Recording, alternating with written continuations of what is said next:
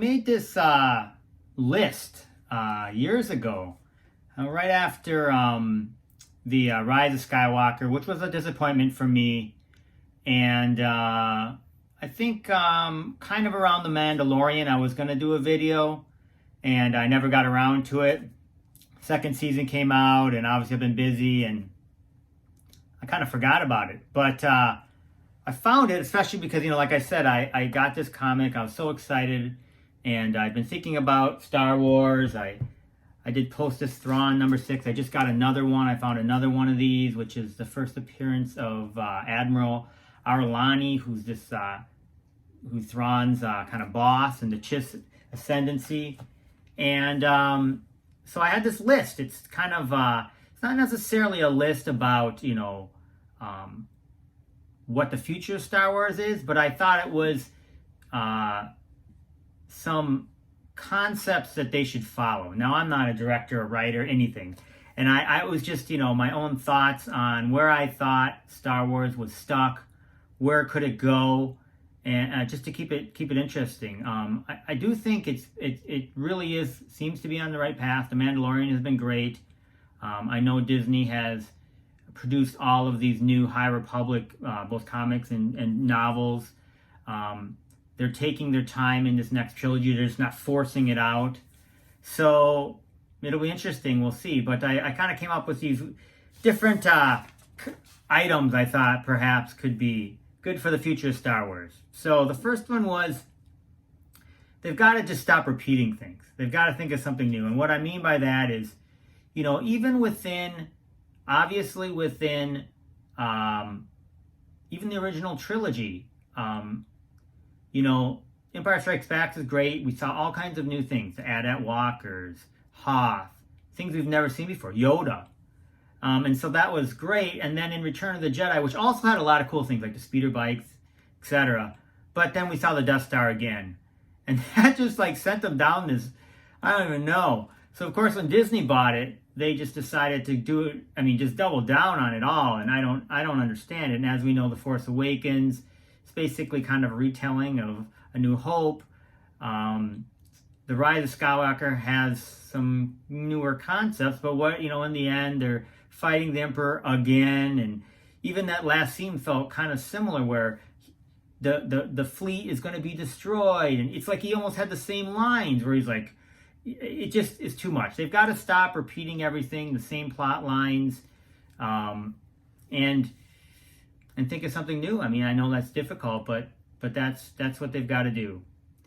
My second thing is, I think one of the interesting things about especially the first trilogy was, it was really desperate. There was a small group that was fighting against this huge galactic empire. There was huge stakes, and all the characters, it seemed impossible and desperate.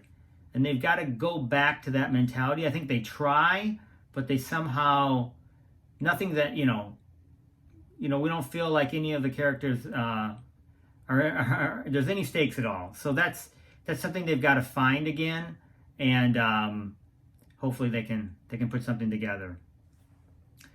And then when I went to see The Force Awakens, which wasn't bad, I think they forgot some of the stuff, and that's the huge world building and canon that they had already put together. I just remember when I saw Rey get the lightsaber, which was awesome. That was a great scene. But then she was like a master of it and wielded it perfectly, and then was able to, defeat Kylo. And it really bothered me.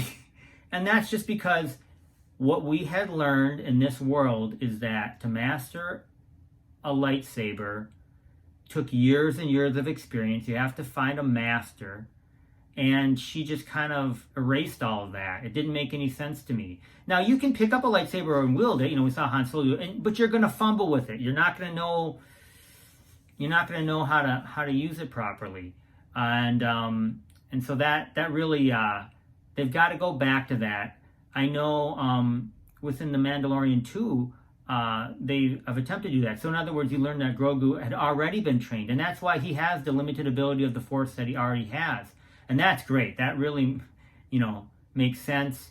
And but for people who are force wielders that can just, outdo people that have been studying for years, it doesn't make sense. And they've got to go back to that.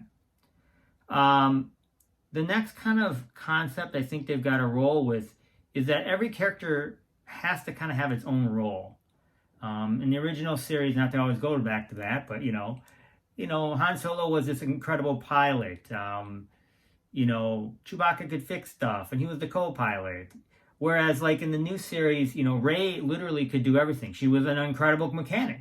She was an incredible pilot. She knew how to pilot the Millennium Falcon in 1 second. She could, everybody's gonna have to have their own role, and they kind of can find masters of each different area. One person or a couple of them can't do everything. That just kind of defeats the purpose of it all. Another thing that they have to invest in, it's almost like they don't trust themselves, but a lot of it's because I think they didn't plan anything. I mean, they admitted that in the end. They didn't know what movie was happening or what plot was happening one after another, and that led to insanity. And so the reverse of that, of course, is the MCU, where they have it planned out for a year. That's what they tell us, and I believe them. And so they have these huge moments that they've been planning for years and years and years. And so when you see them, they either shock you or it's a great payoff. So a perfect example would be that Captain America picking up Mjolnir. So they had laid that out for years and years and years. They had that great scene in Age of Ultron where they all tried to pick up the hammer and nobody could. And you learned, right from the beginning the whole Thor movie is about the fact that he can't pick up his own hammer anymore. And so having somebody else pick up his hammer is a big deal. I guess we did see that with Vision in Age of Ultron, but you know what I'm saying. And so you find out, and when that moment pays off, you celebrate that in the movie theater. Obviously, another huge one in Star Wars would be, of course, the I Am Your Father. It wasn't really set up over multiple movies, but it was so shocking that it really, really was enjoyable. And you can think of movies throughout history that have had great moments that they have, patiently set up. And I think they need to do that. They need to trust their world building and go for those awesome moments, because that's what people remember. Okay, another one they need to do is, I think they really have got to, and I think they are, I think they've got to move to the future. They cannot continue to make prequels. Now, I know that I've heard that they're going to make potentially, they have these High Republic books, which takes place in the way, way back past, but I don't want to go in the past anymore. I want to go to the future. Now, the problem with going to the future is you've got to build your own characters again. You've got to build the universe again. Maybe you jumped 1,000 years into the future and things have vastly changed. But either way, when you're working from the past, then you always have these, things these heartbeats that you always have to hit. But if you work into the future, anything's possible. And so I don't know if they don't trust themselves to move past it all, but they have got to move to the future. And I think they are. I mean, they're not allowing any books, to my knowledge, or any comics or anything to move past the most recent trilogy. And of course, there's no comics or anything that I know of for the, Rebels or Mandalorian that's come out. So we can see those characters move forward. Although, the Mandalorian has got to follow is bound to the last trilogy. So we'll see what happens. But hopefully at some point here they can get past the last trilogy they can get past it from a plot point, but also from the time period within the Star Wars universe, and we can see brand new things. Another thing I think, which is my last point, is, and goes to the moving to the future, is they have messed up the Force, I feel like. Like, Rey's healing people now. You can just learn it in a second. There's the whole structure of the Jedi and the Sith have maybe gone away. So now that's not relevant. And that's actually okay. But they have somehow, in my mind, have to reset the Force. So, I don't know how they would do that.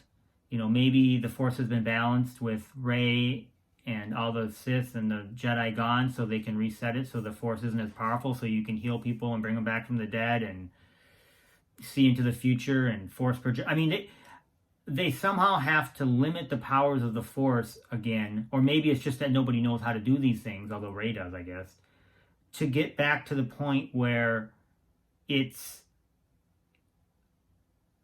a valuable asset, but it doesn't just allow you to be a god within the universe. And I don't know how they're going to do that.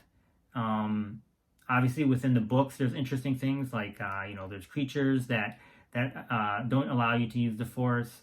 But they've somehow got to figure that out. And I think that will assist in the next movies. So that's my thoughts on Star Wars. Comment on what you think below. And I'm really excited for the future of it. Thanks a lot.